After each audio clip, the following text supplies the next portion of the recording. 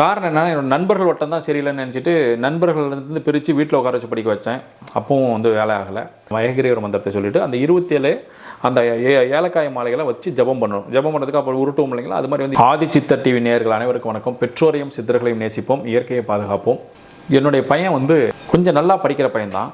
ஆனால் என்ன அப்படின்னா, இடைப்பட்ட காலகட்டங்கள் அவனுடைய படிப்பு கொஞ்சம் டல்லாக இருக்குது. காரணம் என்னன்னா, என்னோட நண்பர்கள் வட்டம் தான் சரியில்லைன்னு நினச்சிட்டு நண்பர்கள்லேருந்து பிரித்து வீட்டில் உட்கார வச்சு படிக்க வச்சேன். அப்பவும் வந்து வேலை ஆகலை. திரும்ப என்ன பண்ணேன் அப்படின்னா, வேறு ஒரு பெரிய ஸ்கூலுக்கு சேர்த்தலாமான்னு சொல்லிட்டு பெரிய ஸ்கூல்லையும் சேர்த்தனேன். அங்கே நல்ல கோச்சிங் கொடுக்குற ஸ்கூல் தான். ஆனால் அங்கேயும் வந்து அவனால் சரியாக படிக்க முடியல. எதையாவது கேட்டோம்னா வந்து அவனால் தெளிவாக பதிலும் சொல்ல முடியல.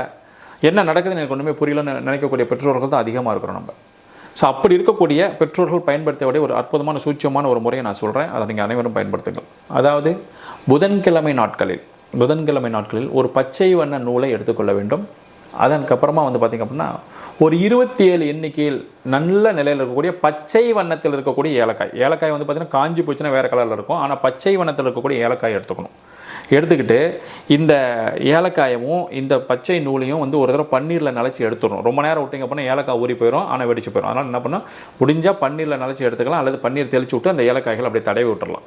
அதுக்கப்புறம் அந்த நூலை எடுத்துகிட்டு அந்த சம்மந்தப்பட்ட குழந்தையை கூப்பிட்டு உட்கார வச்சுட்டு, இந்த பாருப்பா, நீ நல்லா படிக்கணும், அதனால் ஹயக்ரீவ பகவானை மனசார வேண்டிக்கப்பா, ஹயக்ரீவரை மனசார வேண்டிக்கிட்டு நான் கொடுக்கக்கூடிய ஏலக்காயை வந்து நீ கோர்த்துக்கோ அப்படின்னு சொல்லணும்.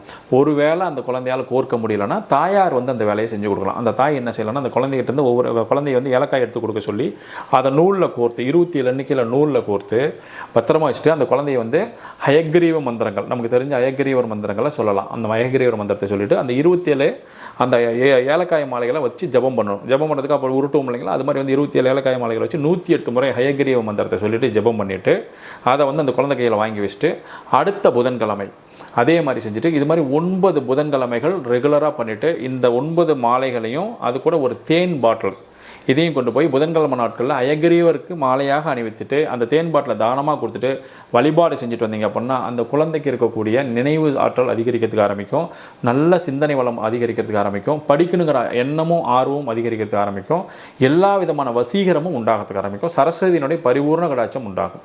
பயன்படுத்தி பாருங்கள், மிக அற்புதமான ரிசல்ட் தந்த ஒரு விஷயம். இது மாதிரி நிறைய பேருக்கு பண்ணி கொடுத்துருக்கோம்.